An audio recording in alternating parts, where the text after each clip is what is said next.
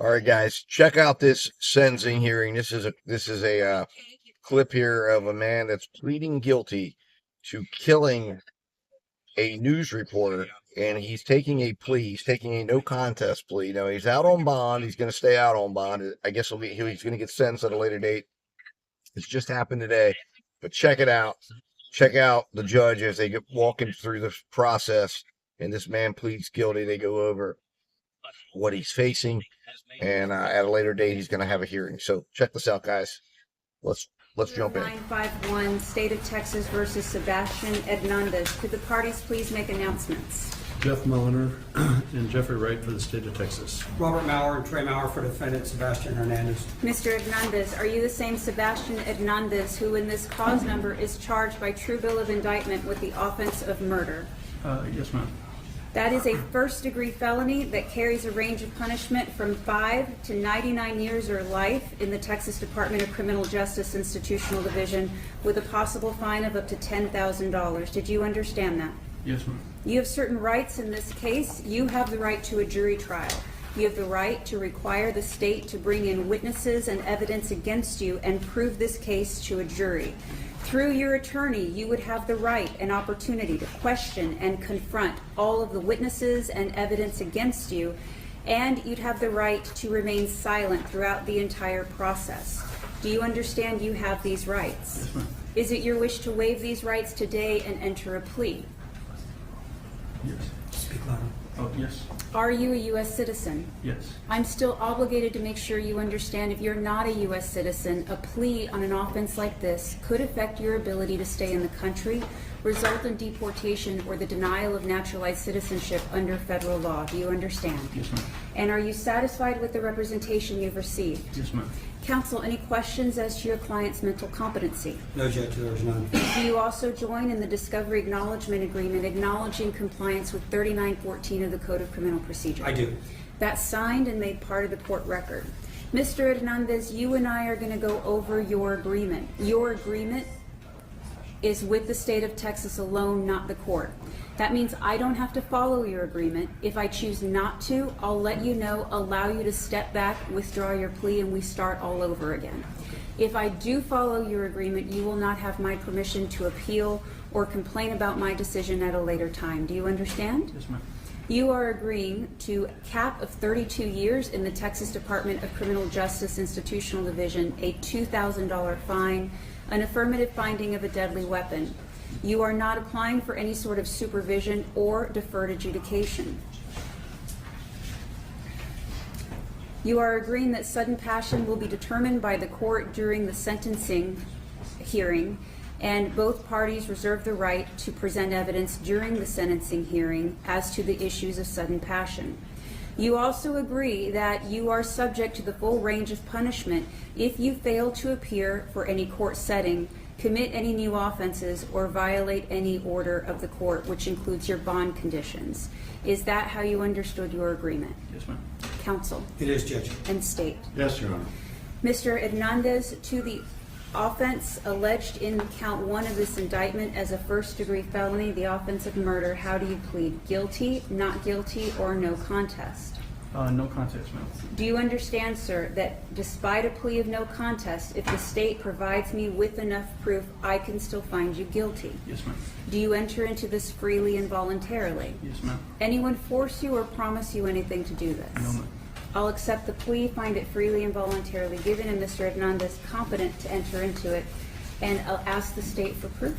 We offer States Exhibit number 1 and 2.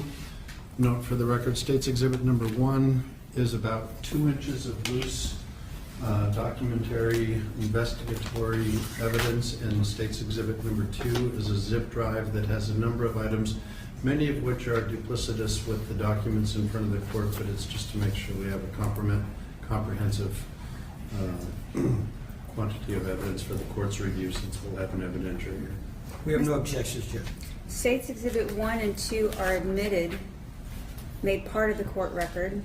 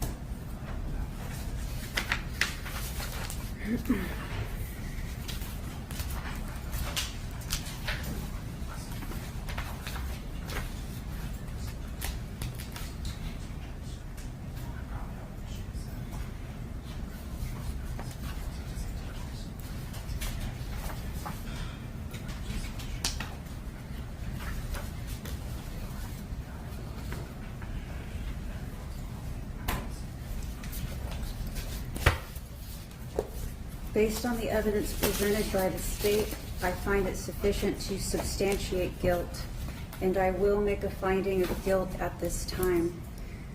We are going to reset this matter for a PSI only. We do not need a TAP evaluation. So, Mr. Hernandez, you have agreed, and it is part of your plea bargain agreement, that you will attend all future court dates and not commit any bond violations or new offenses. If that does happen, that will have an effect on the plea bargain agreement that you entered into. Do you understand that, sir?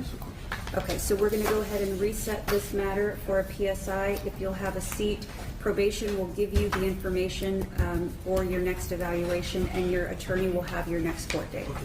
Thank you very much. Thank you. Carolyn said they're just gonna go ahead and send him. They're gonna contact him later because of the medical issues. Okay, thank you very much. We're in recess. And I'll be ready, I'm ready on my next one over too. Okay, and so, actually, off the record, on Mr. Hernandez, how long, I know you guys want to put on sudden passion, so is it going to be I'd say a couple hours. a couple hours? Yeah, I don't have anything, so it's him and whatever response I have. So a couple hours plus if So- I choose to respond. Yeah. Sarah, on Mr. Hernandez, we're going to need time set out for about a 2-hour hearing, please. I don't know if you want to leave it on the first, or that's completely up to you.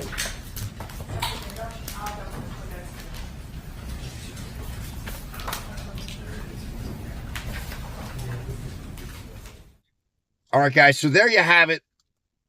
He pled guilty, and interestingly enough, he's facing up to life. He was facing up to life in prison. Now, the judge has decided to accept his plea, and the magic here is that he gets his sentence capped at 32 years, and he gets to argue sudden passion. Now in Texas, sudden passion was the argument that got the famous video you saw of a man who said he was sending his wife to Jesus, and I think he ended up getting something like 8 or 10 years. And it was because his defense put on a showing, and the jury, not the judge, found sudden passion. So it's a mitigating factor that can result, if the judge were to make a finding of sudden passion, it would then allow her to sentence him closer to the 5-year mark as opposed to the 32-year mark.